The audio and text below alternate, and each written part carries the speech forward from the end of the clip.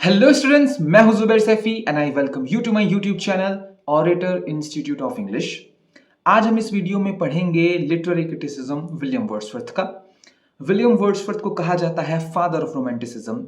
उस आदमी ने जो वो आग जलाई थी उस वक्त, वो अभी तक जल रही है। रोमांटिसिज्म का इन्फ्लुएंस अभी 2024 तक महसूस किया जाता है। बहुत सारे पोएट्स जो हैं वो इन्फ्लुएंस हुए हैं विलियम वर्ड्सवर्थ से, और उन्होंने अपने अपने लिटरेरी क्रिटिसिज्म में विलियम वर्ड्सवर्थ के ऊपर और उनके वर्क्स के ऊपर कुछ लिटरेरी कमेंट्स किए हैं जो कोटेशंस के रूप में आपके एग्जाम में पूछे जाते हैं। बहुत इंपॉर्टेंट वीडियो है। पिछली दो वीडियोस में हमने लिटरेरी क्रिटिसिज्म पढ़ा था शेक्सपियर का, मिल्टन का। इस वीडियो में हम पढ़ेंगे वर्ड्सवर्थ का। अगली वीडियो आएगी 12 नवंबर को, जिसमें हम पढ़ेंगे गाल्सवर्दी का क्रिटिसिज्म। बहुत इंपॉर्टेंट ये वीडियो है। आज हम विलियम वर्ड्सवर्थ के बारे में इंपॉर्टेंट कोटेशंस पढ़ने वाले हैं सोर्स के साथ, तो वो सोर्स याद रखिएगा। ठीक है कि ये किताब लिटरेरी क्रिटिसिज्म की ये किताब किस राइटर ने लिखी है, वो भी एग्जाम में क्वेश्चन पूछे जाते हैं। तो एक तीर से हम दो निशाने मारेंगे इस वीडियो में। नोट्स बनाइएगा, कोटेशंस को एज इट इज याद रखिएगा, कोटेशन के अंदर के वर्ड्स को और उसके जिस्ट को याद रखिएगा। एग्जाम में क्वेश्चन कैसे पूछा जा सकता है घुमा फिराकर, उसके लिए तैयार रहिएगा। तो चलिए स्टार्ट करते हैं। स्क्रीन को करते हैं चेंज। बाकी यूपीटीजीटी का बैच बना हुआ है ऑडिटर इंस्टीट्यूट के ऐप पर, आप उसे डाउनलोड कर लीजिए और वहां पर यूपीटीजीटी की टेस्ट सीरीज और बैच आप ज्वाइन कर सकते हैं। ऐप डाउनलोड करने के लिए आप डिस्क्रिप्टिव बॉक्स में लिंक का इस्तेमाल कर सकते हैं, या फिर आप सिंपल गूगल प्ले स्टोर पर जाकर ऑडिटर इंस्टीट्यूट टाइप कर सकते हैं और आपको ऐप मिल जाएगा। बाकी की डिटेल के लिए आप व्हाट्सएप पर कांटेक्ट कर सकते हैं। मिलते हैं आपसे अगली वीडियो में जो गाल्सवर्दी के क्रिटिसिज्म पर होगी, 12 तारीख को आएगी चैनल पर।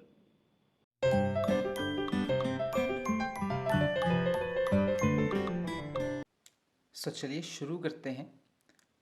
Critical comments on Wordsworth and his works. William Wordsworth और उनकी रचनाओं पर कुछ क्रिटिक्स के कमेंट्स। तो सबसे पहले जो क्रिटिक हैं जो हम पढ़ने वाले हैं वो हैं एस.टी. कॉलरिज। बहुत बड़े पोएट हैं रोमांटिक एज के। विलियम वर्ड्सवर्थ के साथ मिलकर पूरे रोमांटिसिज्म को स्टार्ट करने वाले हैं। तो दोस्त हैं विलियम वर्ड्सवर्थ के, तो दोस्त से बेहतर क्रिटिकल कमेंट कौन कर सकता है ना? सुनिए। The thought and passion which are the life of poetry were in him, supplied by memory and meditative observation, rather than by events and actions as in Goethe and Schiller. जो thought और जो passion जो कि किसी भी काव्य की जान होते हैं वो उसमें थे वर्ड्सवर्थ में। और ये थॉट और पैशन मेमोरी से आते थे, क्योंकि वर्ड्सवर्थ हमेशा अतीत की यादों पर लिखा करते थे, है ना? डैफोडिल्स में, ठीक है, सॉलिटरी रीपर में वो अतीत को याद करते थे। तो वो या तो मेमोरी से आते थे थॉट एंड पैशन, या मेडिटेटिव ऑब्जर्वेशन से आते थे, ऑब्जर्व करते थे टिंटन एबी को, है ना? Rather than by events. ये थॉट और पैशन घटनाओं से नहीं आते थे, एक्शन से नहीं आते थे, जैसे कि गॉथ और शिलर के काव्य में नजर आता है। ये हमने लिया है कोटेशन, ये बात कॉलरिज ने बोली थी सैमुअल टेलर बायोग्राफिया लिटरेरिया 1817 में, इस किताब में बोली थी जो 1817 में पब्लिश हुई थी। आगे कॉलरिज कहते हैं, every great poet is a teacher. हर महान कवि एक अध्यापक है। I wish either to be considered as a teacher और एज नथिंग। और मैं चाहता हूं कि या तो मुझे भी टीचर की तरह कंसिडर किया जाए या फिर कुछ ना माना जाए। ये सोर्स है कॉलरिज का, Samuel Taylor Biographia Literaria chapter 22 1817। ठीक है, मैथ्यू आर्नोल्ड पर चलते हैं। मैथ्यू आर्नोल्ड ने क्या कहा है वर्ड्सवर्थ के बारे में? Wordsworth's poetry is great because of the extraordinary power with which he feels the joy offered by nature, the joy offered by simple and elementary things. Wordsworth का काव्य महान है। मैथ्यू आर्नोल्ड कह रहे हैं कि वर्ड्सवर्थ का काव्य महान है क्योंकि इस आदमी के पास एक असाधारण ताकत थी जिसके जरिए वो नेचर के द्वारा दिए गए जॉय को, नेचर के द्वारा दिए गए खुशियों को महसूस कर सकता था। वो जॉय जो बहुत ही सिंपल साधारण चीज़ों से उसे मिल जाता था, फूल को देखकर, नदी को देखकर, पहाड़ को देखकर, चिड़िया को उड़ते हुए जाता हुआ देखकर, इस वजह से उसका काव्य महान है। सोर्स, ये बात मैथ्यू आर्नोल्ड ने बोली है एसे इन क्रिटिसिज्म में, ठीक है। वर्ड्सवर्थ, उनका एक अलग से चैप्टर था उसमें 1879 में। मैथ्यू आर्नोल्ड की एक और quotation, Wordsworth found in the happiness of ordinary man a solemnity and depth that is at once soothing and elevating। कि विलियम वर्ड्सवर्थ ने एक आम आदमी की खुशियों को ढूंढ लिया, बहुत ही गहराई के साथ, बहुत ही गंभीरता के साथ, और जो बहुत ही सूदिंग और बहुत ही एलिवेटिंग लगती है। ये इन्होंने एसेन क्रिटिसिज्म में ही बोली है बात, 1879 में जो पब्लिश हुआ था। तीसरे जो क्रिटिक हैं वो हैं जॉन स्टुअर्ट मिल, बहुत बड़े क्रिटिक हैं ये भी। तो क्या कहते हैं वो सुनिए वर्ड्सवर्थ के बारे में। What made Wordsworth's poems a medicine for my state of mind was that they expressed not mere outward beauty, but states of feeling and of thought colored by feeling under the excitement of beauty। I think इससे खूबसूरत quotation William Wordsworth की poetry को लेकर कोई हो नहीं सकती। वो कहते हैं कि पता है आपको, विलियम वर्ड्सवर्थ की कविताएं जो हैं वो मेरे स्टेट ऑफ माइंड के लिए मेडिसिन है। और उनको मेडिसिन कौन बनाता है?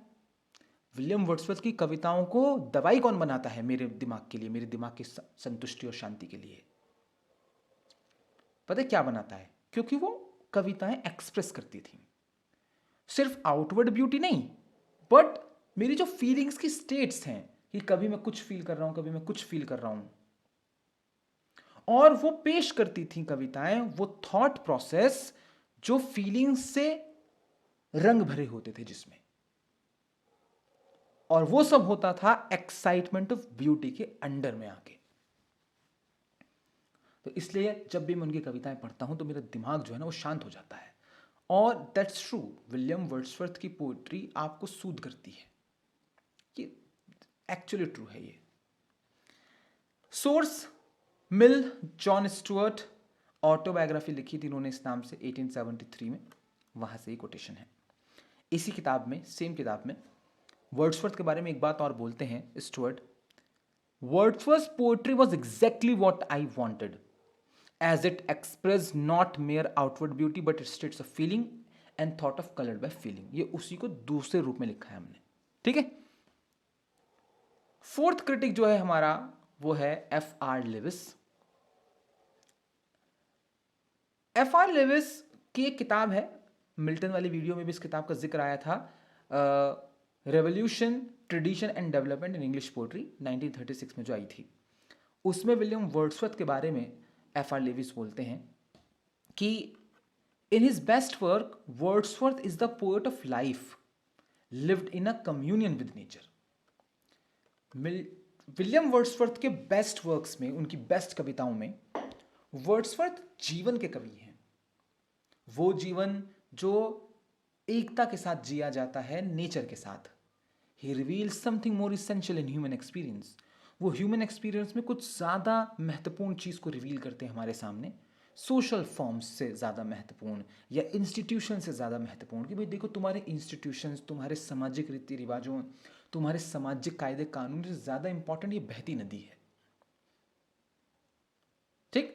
इसी सेम किताब में F.R. लेविस विलियम वर्ड्सवर्थ के बारे में कहते हैं कि Wordsworth poetry suffers when it becomes too didactic. William Wordsworth की पोएट्री थोड़ी सफ़र करती है जब वो ज़्यादा उपदेशात्मक हो जाती है। विलियम वर्ड्सवर्थ जब भी ज़्यादा उपदेश देने की कोशिश करते हैं तो उनका काव्य थोड़ा सा डगमगा जाता है। लूजिंग द विटैलिटी, वो अपनी जीवांतता, अपनी विटैलिटी को खो देता है। That characterizes his early verse, जो उनके शुरुआती वर्स का एक कैरेक्टरिस्टिक है। And that so so so true. अगर आपने हमसे टीजीटी पढ़ा है और आपने हमसे पीजीटी पढ़ा है और आपने वर्ड्सवर्थ पढ़ा है हमसे, तो विलियम वर्ड्सवर्थ को पढ़ाते वक्त हम ये बात आपको बताते हैं कि विलियम वर्ड्सवर्थ की सारी महानतम रचनाएं उनके शुरुआती जीवन की हैं। बाद में मिडिल एज के बाद जो कुछ भी उस आदमी ने लिखा है वो सब खराब लिखा है। क्योंकि उसमें वो थोड़ा सा उपदेश देने की कोशिश करने लगा था। तो जवानी में बेहतरीन बेहतरीन लिखा, जैसे जैसे उम्र बढ़ी है उसकी, उसने खराब किया है अपना सब कुछ। नेक्स्ट क्रिटिक है टी.एस. इलियट। टी.एस. इलियट अपनी एक किताब the use of poetry and the use of criticism जो 1933 में आई थी, उसमें एक बात बोलते हैं, बहुत इंपॉर्टेंट है भाई ये किताब का नाम, टी.एस. इलियट की लिखी हुई, क्रिटिसिज्म में बहुत बढ़िया नॉन फिक्शन वर्क है। इस किताब में टी.एस. इलियट कहते हैं वर्ड्सवर्थ के बारे में, Wordsworth is a poet whose personality is constantly present in his work. Wordsworth एक कवि है जिसकी पर्सनैलिटी उनकी रचनाओं में आपको हमेशा मौजूद मिलेगी। Not merely a poet of nature, वो सिर्फ पोएट ऑफ नेचर नहीं है, but a poet of self consciousness, बल्कि वो अंतरात्मा का कवि है। That's so true.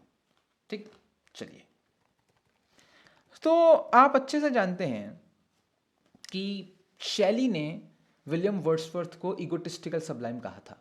याद है ना आपको ये बात? उसी पर टिप्पणी करते हैं इलियट भी। क्या कहते हैं सुनिएगा। ये बात इन्होंने अलग किताब में बोली है। टी.एस. इलियट की किताब थी, एक नॉन फिक्शन था, The Sacred Wood Essays on Poetry and Criticism 1920। उसमें कहते हैं ऑन द इगोटिस्टिकल सबलाइम, अगर मैं इगोटिस्टिकल सबलाइम पर टिप्पणी करूं, the egotistical sublime referring to Wordsworth's tendency to immerse himself deeply in his own emotions। कि egotistical sublime मेरे लिए विलियम वर्ड्सवर्थ की वो प्रवृत्ति, वो टेंडेंसी है जिसमें वो अपने आप को डीपली झोंक देता है अपने इमोशंस को बताने के लिए। ठीक है, तो वो उनकी एक डेफिनेशन है उनके ईगोटिस्टिकल सबलाइम को लेकर। तो ईगोटिस्टिकल सबलाइम में अगर आसान भाषा में समझाऊँ ना आपको, जैसे मैंने आपको अभी बताया कि विलियम वर्ड्सवर्थ की उम्र जैसे जैसे बढ़ी उसने खराब किया।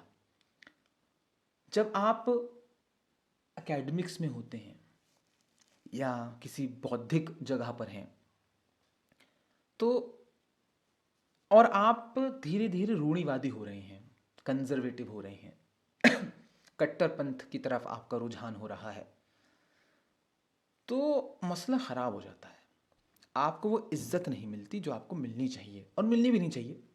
ठीक, आप अगर एकेडमिक्स में हैं, लिटरेचर में हैं, ठीक, या और दूसरे बौद्धिक जगहों पर काम करते हैं, और आपका रुझान जो है वो रूढ़िवादिता की तरफ बढ़ रहा है, जैसे कि विलियम वर्ड्सवर्थ का बड़ा बुढ़ापे में जाकर, तो आप बहुत कुछ खो देते हैं। तो शैली तो खैर बहुत ज़्यादा क्रिटिसाइज करते हैं उसको, और मतलब वो ठगा हुआ महसूस करते हैं शैली। शैली तो यहाँ तक कहते हैं कि आपने खुद हमें रास्ता दिखाया और आप खुद उस रास्ते से भटक गए, विलियम वर्ड्सवर्थ को कहते हैं वो। चलिए, जो सिक्स्थ क्रिटिक है वो है हैरोल्ड ब्लूम। विलियम वर्ड्सवर्थ के बारे में अपनी एक किताब, अपने एक work The Visionary Company A Reading of English romantic Poetry, बहुत इंपॉर्टेंट बुक है ये, 1961। उसमें हैरोल्ड ब्लूम वर्ड्सवर्थ के बारे में कहते हैं, खासतौर से उनकी प्रिल्यूड के बारे में कहते हैं।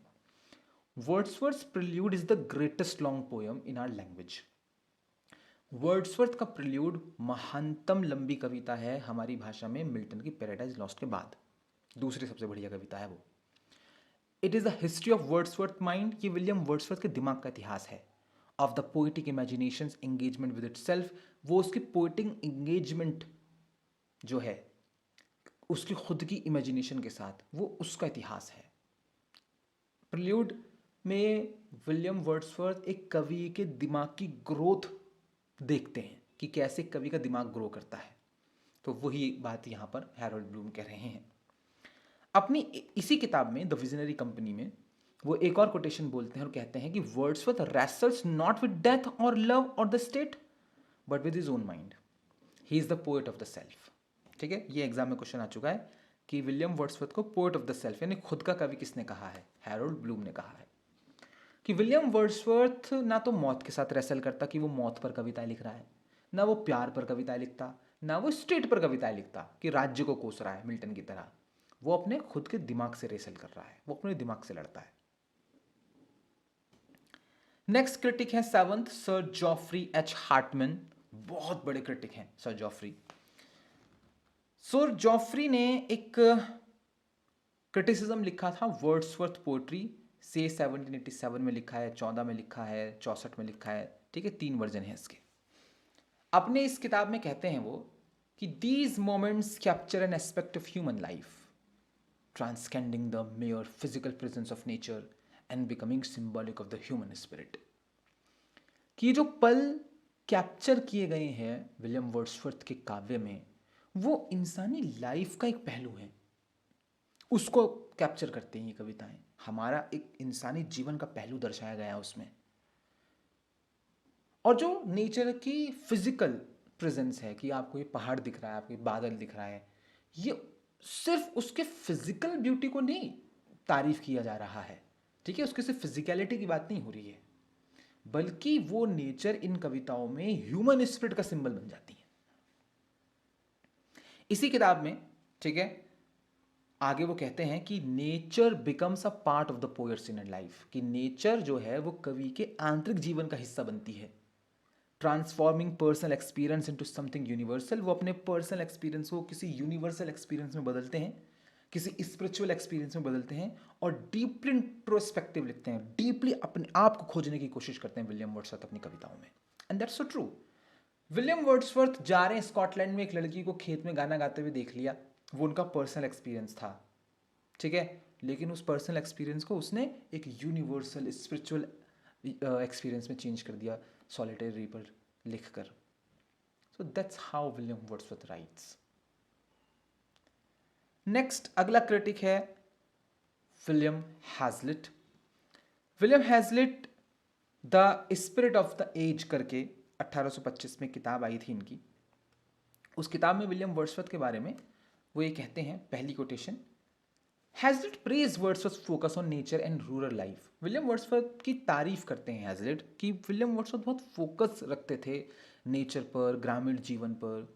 और वो कहते हैं आगे हैजलिट कि he is the poet of the stillness of nature, वो नेचर की स्थिरता का कवि है। In whose heart lives the soul of human feeling, और इसके दिल में इंसानी फीलिंग की आत्मा बसती है विलियम वर्ड्सवर्थ के दिल में। Hazlitt admired Wordsworth ability to bring to life the subtle and profound power. William Wordsworth की जो एबिलिटी थी कि वो जिंदा कर देते थे सटल और प्रोफाउंड पावर को नेचर में और ह्यूमन कनेक्शंस को, उसकी तारीफ करते हैं। इसी में आगे वो कहते हैं कि हावर ही ऑल्सो क्रिटिक्ड वर्ड्सवर्थ डिटेक्टिसिज्म। वो विलियम वर्ड्सवर्थ के डिटेक्टिसिज्म को कोसते हैं। वो कहते हैं कि मुझे पसंद नहीं आता जब विलियम वर्ड्सवर्थ उपदेश देने की कोशिश करता है। वो कहते हैं कि he is the poet of मियर sentiment, वो सिर्फ सेंटिमेंट का कवि है, of the inward and invisible workings of heart. William Wordsworth दिल के उन वर्किंग्स के बारे में लिखना चाहिए था उसे, जो आंतरिक है और जो दिख नहीं रही कि दिल में क्या चल रहा है, but without that outward and tangible interest. और वो जो बाहरी और टेंजिबल इंटरेस्ट है that gives weight and dignity to poetry, जिससे वजन आता है, जिससे डिग्निटी आती है पोएट्री के अंदर, वो उनके कविताओं में नजर नहीं आती। और मेरा ये पर्सनल व्यू है, विलियम हैजलिट तो भले ही इससे एग्री ना कर रहे हो, मेरा पर्सनल व्यू है कि वो करना भी नहीं चाहिए था विलियम वर्ड्सवर्थ को। हर आदमी जो है वो आउटवर्ड और टेंजिबल इंटरेस्ट के बारे में नहीं लिख सकता। विलियम वर्ड्सवर्थ का अपना एक फॉर्टे था, उनकी अपनी एक स्किल थी, जो वो शुरुआती सालों में 10-15 सालों में शुरुआती अपने करियर में जो उन्होंने लिखा है वो बहुत अच्छा था। और उन्होंने जब जब वो कोशिश की है कि मैं कुछ गहरा लिखूंगा, मैं कुछ फिलोसफिकल लिखूंगा, वो आदमी तब तब मात खाया है। नेक्स्ट क्रिटिक है Thomas De Quincey. De Quincey a close associate of Wordsworth, Wordsworth के बहुत करीबी साथी थे। डिस्क्राइब्ड हिम एज, और डी क्विंसी विलियम वर्ड्सवर्थ को डिस्क्राइब करते हुए कहते हैं the very image of a poet, कि अगर कोई कवि है और उसको आपको एक इमेज में तब्दील करना हो तो वो विलियम वर्ड्सवर्थ है। And admired the intellectual richness, और वो तारीफ करते हैं कि विलियम वर्ड्सवर्थ के पास एक इंटेलेक्चुअल रिचनेस है और प्रोफाउंड सिंपैथीज हैं वर्ड्सवर्थ की रचनाओं में, स्पेशली द प्रील्यूड और लिरिकल बैलेड्स में। ठीक है, तो very image of a poet किसने कहा है? डी क्विंसी ने। इंटेलेक्चुअल रिचनेस और प्रोफाउंड सिंपैथीज की बात किसने की है? डी क्विंसी ने। However, De Quincey critiqued Wordsworth's tendency towards introspection. De Quincey को विलियम वर्ड्सवर्थ की वो टेंडेंसी पसंद नहीं थी कि वो खुद का आंकलन करने लगता था। वो कहते हैं कि Wordsworth was too much shut up within himself, कि विलियम वर्ड्सवर्थ अपने अंदर ही घुसा रहता था। His poetry sometimes suffers from self absorption. इनका काव्य कभी कभी सफर करता था कि वो खुद में ही खोया हुआ था, और नेग्लेक्ट ऑफ सोसाइटी, उसमें समाज कहीं नहीं था। तो ये बात डिकेंस को पसंद नहीं आती थी, ठीक है। लेकिन मैं विलियम वर्ड्सवर्थ का फ़ैन हूँ। मुझे लगता है कि ज़रूरत भी नहीं थी। हर कवि समाज के बारे में लिखेगा, कोई अपने बारे में लिख के चला गया, पढ़ना चाहिए हमें उसे। And I love William Wordsworth, जिसमें वो समाज की बात नहीं करता। मतलब देखो कितना खूबसूरत है कि खेत में एक लड़की बैठी हुई गाना गा रही है, उसके ऊपर कविता लिख रहा है कोई आदमी। एक फूल है, वो हिल रहा है, उसकी उसका अक्स जो है वो झील में नजर आ रहा है, उसके बारे में कोई कविता लिख रहा है आदमी। एक आदमी जा रहा है अपनी गर्लफ्रेंड से मिलने, ठीक है, और एकदम से अचानक से उसे ख्याल आ रहा है कि यार क्या हो कि मैं दरवाज़ा खोलूँ अपनी गर्लफ्रेंड की कुटिया का और वो मुझे मरी हुई मिले। ये वो डर है जो सबको आता है, ठीक है, जब वो प्यार करता है किसी से। उस डर के बारे में कोई आदमी कविता लिख रहा है तो लिखने दो, कितनी प्यारी कविता है वो। तो हर हर कवि सब सोसाइटी के बारे में नहीं लिख सकता। डू यू कैन सी उसको क्रिटिसाइज कर रहे हैं, but I don't think so कि वो क्रिटिसिज्म का मसला है, ठीक है। चलिए, ये बात उन्होंने बोली थी एक दूसरी किताब में, recollections of the lake poets 1839 में, ठीक है। तो ये किताब का नाम बहुत इंपॉर्टेंट है, याद रखिएगा, ड्यूकेंसी की लिखी हुई है।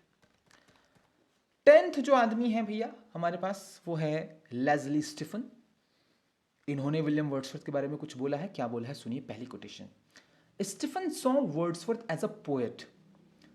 स्टीफन विलियम वर्ड्सवर्थ को एक कवि के रूप में देखते हैं, ऐसा कवि who help to make the English language the home of beauty, जिसने अंग्रेजी भाषा को खूबसूरती का घर बनाने में मदद की है। He argued that Wordsworth's nature poetry lends itself to the noblest forms of moral contemplation. वो ये कहते हैं कि विलियम वर्ड्सवर्थ की जो नेचर पोएट्री है वो अपने आप को झोंक देती है, और जो मोरल कंटेम्पलेशन है, हमारा जो नैतिक चिंतन है, ठीक है, वो उसका नोबलेस्ट फॉर्म है, वो काव्य है। Stephen also noted Wordsworth connection between nature and spirituality. Stephen ये भी नोट करते हैं कि विलियम वर्ड्सवर्थ अपनी कविताओं में कनेक्शन बनाते हैं नेचर और स्पिरिचुअलिटी के बीच में। वो कहते हैं, कोटेशन है, he spiritualises the external world, वो बाहरी दुनिया का अध्यात्मीकरण करते हैं, and makes it the mirror of the soul, और इस बाहरी दुनिया को आत्मा का मिरर बना देते हैं। ये बात स्टीफन ने बोली है अपनी एक literary criticism hours in library में, जो 1874 में आया था। 11th जो क्रिटिक है हमारे पास, वो है हर्बर्ट रीड। हर्बर्ट रीड जो कि 20वीं शताब्दी के एक बहुत बड़े क्रिटिक हैं, admired Wordsworth for his role in the romantic movement. वो तारीफ करते हैं विलियम वर्ड्सवर्थ की कि उनका योगदान था रोमांटिक मूवमेंट में, ठीक है, फादर ऑफ रोमांटिसिज्म कहते हैं इस आदमी को हम। नोटिंग दैट, वो कहते हैं कि Wordsworth brought the poetic imagination back to the common and ordinary, कि विलियम वर्ड्सवर्थ वापस लेकर आए थे इमेजिनेशन को, कल्पना को, बहुत ही कॉमन और ऑर्डिनरी कविताओं में, grounding it in reality and immediate experience, और उन्होंने इसको रियलिटी और इमीडिएट एक्सपीरियंस की तरह गढ़ा था कल्पना को। He also highlighted Wordsworth emphasis on simplicity. वो ये भी हाईलाइट करते हैं कि विलियम वर्ड्सवर्थ कितना जोर देते थे सिंप्लिसिटी पर, describing it as an aesthetic of purity and plainness, और कहते थे कि विलियम वर्ड्सवर्थ एक एस्थेटिक प्योरिटी रखते हैं, एस्थेटिक रखते हैं, सौंदर्य बोध रखते हैं, प्योरिटी और प्लेननेस का। ज़्यादा अलंकार वलंकार नहीं इस्तेमाल करते विलियम वर्ड्सवर्थ। आपने अगर विलियम वर्ड्सवर्थ को पढ़ा है, 10-12 कविताएं तो हमने अपने चैनल पर पढ़ा रखी है विलियम वर्ड्सवर्थ की, तो अगर आपने विलियम वर्ड्सवर्थ की कविताओं को पढ़ा है तो वो बहुत ज़्यादा अलंकार नहीं इस्तेमाल करते, बहुत ज़्यादा श्रृंगार नहीं करते, बहुत ज़्यादा ब्यूटीफाई नहीं करते हैं, बहुत ही प्लेन और बहुत ही प्योरिटी के साथ लिखते हैं। वो उसी की तारीफ कर रहे हैं कि वो एस्थेटिक है उनके लिखने में, प्योरिटी और प्लेननेस का, which he believed liberated English poetry. और लगता है हर्बर्ट को कि इनके सिंपल लिखने की वजह से अंग्रेजी काव्य आज़ाद हो गया था कॉन्स्टेंट्स ऑफ आर्टिफिशियलिटी, नकलीपन के कॉन्स्टेंट से। हर कवि नकली निकलने की कोशिश कर रहा था, बेफालतू में, जहाँ ज़रूरत भी नहीं है वहाँ पर भी राइम, जहाँ ज़रूरत नहीं है वहाँ पर भी मीटर, जहाँ ज़रूरत नहीं है वहाँ पर कोई फिगर ऑफ स्पीच लगानी पड़ रही है, कोई लिटरेरी टेक्निक लगानी पड़ रही है। विलियम वर्ड्सवर्थ ने कहा भाई मुझसे नहीं हो पाएगा, मैं लिखूंगा आसान भाषा में, मैं लिखूंगा उन टॉपिक पर जो मेरे आसपास हो रहे हैं, मैं लिखूंगा इंडिविजुअल एक्सपीरियंस पर, मैं लिखूंगा ह्यूमनिज्म पर, हम नहीं जा रहे कहीं पर भी इधर उधर। ये बातें हर्बर्ट ने कही अपनी किताब the true voice of feeling studies in English romantic poetry 1953 में। नेक्स्ट, अगला जो पर्सन है, अगला जो क्रिटिक है, वो है AC ब्रेडली। ब्रेडली बहुत बड़े हैं, बहुत बड़े क्रिटिक हैं। 1909 में ब्रेडली की एक क्रिटिकल एक क्रिटिसिज्म छपा था ऑक्सफोर्ड लेक्चर्स ऑन पोइट्री 1909 में। उसमें ब्रेडली प्रेज्ड वर्ड्सवर्थ एबिलिटी। उसमें विलियम वर्ड्सवर्थ की एक क्षमता को तारीफ करते हैं, क्षमता की तारीफ करते हैं। क्षमता क्या है? To capture the sublime aspects of nature, कि विलियम वर्ड्सवर्थ नेचर के सबलाइम एस्पेक्ट को कैप्चर कर लेते हैं। विलियम वर्ड्सवर्थ सर्वश्रेष्ठ मानते हैं नेचर को, which evoke both awe and tranquility. और उस चक्कर में होता क्या है कि आप विस्मय की स्थिति में भी जाते हैं नेचर को लेकर और आपको शांति भी मिलती है। ही claimed Wordsworth genius lay in his philosophical imagination. बहुत इंपॉर्टेंट क्वेश्चन है ये। ब्रेडली कहते हैं कि विलियम वर्ड्सवर्थ की अगर जीनियस देखनी है, ठीक है, तो उनके फिलोसफिकल इमेजिनेशन में देखो, which fused nature with deep spiritual awareness, जो नेचर को बहुत ही डीप आध्यात्मिक ज्ञान के साथ फ्यूज करते हैं। इसका सबसे अच्छा एग्जाम्पल दें आपको, odd intimations of on immortality नाम की कविता है विलियम वर्ड्सवर्थ की। वो फिलोसफिकल इमेजिनेशन का सबसे बेहतरीन एग्जाम्पल है। अगर किसी ढंग के टीचर ने उसे पढ़ाया है आपको, आप फैन हो जाएंगे उस कविता का। मतलब माइंड ब्लोइंग पोयम है वो, mind blowing. However, Bradley acknowledged that Wordsworth's later poetry lost some of its original fervor and freshness. Bradley भी इस बात को मानते हैं कि जो बाद की कविताएं हैं, जो बाद का काव्य है, उसमें वो ओरिजिनल फर्वर, वो फ्रेशनेस, ताजगी नहीं बची थी। And sometimes become overly moralistic, वो ज़्यादा नैतिक हो गई थी, उसमें ज़्यादा उपदेश देने लगे थे विलियम वर्ड्सवर्थ। तो जैसे हो नहीं जाते, जैसे एक ना, मुझे नाम नहीं याद आ रहा, कोई बहुत बड़े राइटर ही हैं वो शायद, तो वो उन्होंने एक बात बोली थी कि जवानी में हर इंसान को लेफ्ट होना चाहिए, लेफ्टिस्ट होना चाहिए। तो लेफ्टिस्ट एक विचारधारा है, एक पॉलिटिकल विचारधारा है लेफ्टिस्ट। तो जब आप जवानी में लेफ्टिस्ट होते हैं, तो जैसे जैसे आपकी उम्र बढ़ती है और बुढ़ापे में पहुंचते, तो आप सेंट्रिस्ट हो जाते हैं, ठीक है। लेकिन अगर आप जवानी में ही सेंट्रिस्ट हैं, ठीक, तो आप जैसे जैसे आपकी उम्र बढ़ेगी, आप हो जाएंगे राइट, ठीक है, रूढ़िवादी हो जाएंगे, राइट विंग में चले जाएंगे। विलियम वर्ड्सवर्थ के साथ वही हुआ। विलियम वर्ड्सवर्थ जैसे जैसे उम्र बढ़ी, वो राइट की तरफ मुड़ने लगा। ज़्यादातर बुढ़े राइट की तरफ मुड़ जाते हैं। आप अपने आसपास बुढ़ों को देखिए जो 40 से ऊपर के हैं, 45 से ऊपर के हैं, वो सब रूढ़िवादी मिलेंगे आपको, ट्रेडिशनलिस्ट मिलेंगे, राइट आइडियोलॉजी के समर्थक मिलेंगे। तो ऐसा होता है भाई, दैट मतलब सो ये ह्यूमन टेंडेंसी है। और वो तब होता है जब आपने बचपन में ढंग से नहीं पढ़ा है, आपने जवानी में कुछ अच्छी किताबें नहीं पढ़ी हैं, तो कंजर्वेटिज्म अट्रैक्ट करता है अपनी तरफ। विलियम वर्ड्सवर्थ उस तरफ चले गए थे, बहुत ही मोरलिस्टिक हो गए थे, टोरी सेंटिमेंट्स को प्रमोट करने लगे थे, ठीक है। तो बहुत ज़्यादा दिल टूटा था उस ज़माने में पोएट्स का कि सही नहीं किया विलियम वर्ड्सवर्थ आपने। नेक्स्ट जो क्रिटिक है वो है वॉल्टर पेटर। तो पेटर क्या कहते हैं? पेटर एक appreciations with an essay on style करके एक किताब लिखी थी उन्होंने 1889 में। तो उसमें पेटर एडमायर करते हैं विलियम वर्ड्सवर्थ की कैपेसिटी को टू इवोक इंटेंस इमोशन, कि विलियम वर्ड्सवर्थ की अंदर एक इंटेंसिटी है, एक कैपेसिटी है कि वो इंटेंस इमोशंस को जगा सकते हैं ऑर्डिनरी एक्सपीरियंसेस से। सिर्फ एक नदी के बहने से मेरे अंदर ऐसे इमोशंस जागृत कर देंगे कि मुझे पता भी नहीं होगा कि है मेरे अंदर। वो लिखते हैं, इनकी कोटेशन है कि he makes us feel that common things contain with in them the ultimate truth of life. इससे बेहतर प्रोवर्ब विलियम वर्ड्सवर्थ को लेकर कोई नहीं है। देखो कितनी खूबसूरत बात है, कितना सच है ये, कि यह आदमी हमें ऐसा महसूस कराता है बहुत ही कॉमन चीज़ों को लेकर कि कॉमन चीज़ों के अंदर जीवन के अल्टीमेट सच छिपे हैं। आप सच ढूंढ रहे हैं बड़ी बड़ी गहरी गहरी चीज़ों में, जीवन का सच एक फूल में है, जीवन का सच नदी के बहते पानी में है, जीवन का सच एक तिनके में है। How Pater also suggested that, लेकिन पेटर ये भी सजेस्ट करते हैं कि वर्ड्सवर्थ इंटेंसिटी ऑफ फोकस, कि विलियम वर्ड्सवर्थ जिस इंटेंसिटी के साथ फोकस करते हैं नेचर पर, इंट्रोस्पेक्शन पर, खुद को ढूंढने पर, sometimes over shadowed other themes, उस वजह से वो कई दूसरी थीम्स ओवर शेडो हो जाती हैं, that might have enriched his work, जो उनकी रचनाओं को एनरिच कर सकती थी। एंड दैट्स ट्रू एक्चुअली, जो ये बोल रहे हैं। नेक्स्ट क्रिटिक है हमारा जॉफ्री टिलेटसन। जॉफ्री टिलटसन की एक किताब पब्लिश हुई थी 1951 में, जो आपको हाईलाइटेड नजर आ रही है, criticism and the 19th century.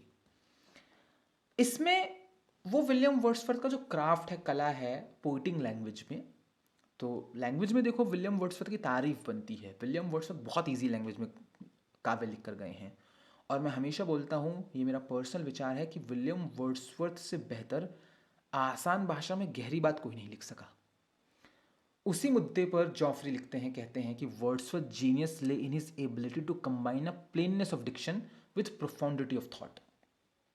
कि विलियम वर्ड्सवर्थ की जीनियस आपको उसकी उस क्षमता में नजर आएगी कि वो अपनी शैली में बहुत ही प्लेननेस को कंबाइन कर देगा थॉट की प्रोफंडिटी से। एक तरफ विचारों की भव्यता, दूसरी तरफ शैली का बहुत ही बहुत ही बहुत ही बहुत ही सिंपलनेस शैली की। He argued that Wordsworth's verse was a revolution. वो कहते हैं कि विलियम वर्ड्सवर्थ की जो काव्य था ना, जो वर्स था, वो क्रांति थी in its own right, as it brought poetic language closer, क्योंकि इस क्रांति ने पोइटिक लैंग्वेज को और नज़दीक ला दिया था स्पोकन वर्ड के। ठीक, पहले लोग बोलते थे लेकिन कविताएं ऐसी नहीं लिखते थे। वर्ड्सवर्थ ने कहा जैसे मैं बोलता हूँ कविताएं भी वैसे लिखूंगा। 10 डी डेमोक्रेटिसाइजिंग पोइट्री, इन्होंने डेमोक्रेटिसाइजिंग किया पोइट्री का, यानी कि लोकतांत्रिकरण हिंदी में, ठीक है, and making it more accessible, और इसको ज़्यादा एक्सेसिबल बना दिया। That's so true. William Wordsworth की कविताएं आम आदमी तक पढ़ सकता था। विलियम वर्ड्सवर्थ से पहले के कवियों की कविताएं सिर्फ वो पढ़ सकता था जो हायर एजुकेशन तक पढ़ा हुआ हो। फिफ्थ क्रिटिक हैं सीएस लेविस। लुइस क्या बोलते हैं सुनिएगा। लुइस कहते हैं, एडमायर करते हैं विलियम वर्ड्सवर्थ को।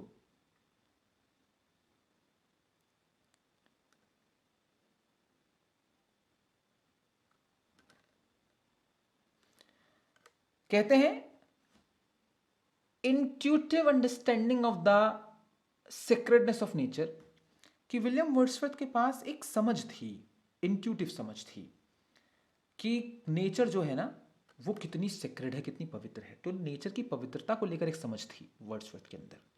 डिस्क्राइबिंग इस पोएट्री एज, और लुइस विलियम वर्ड्सवर्थ की कविताओं को या काव्य को कहते हैं a kind of spiritual vision, ये एक तरह का आध्यात्मिक विजन होती हैं।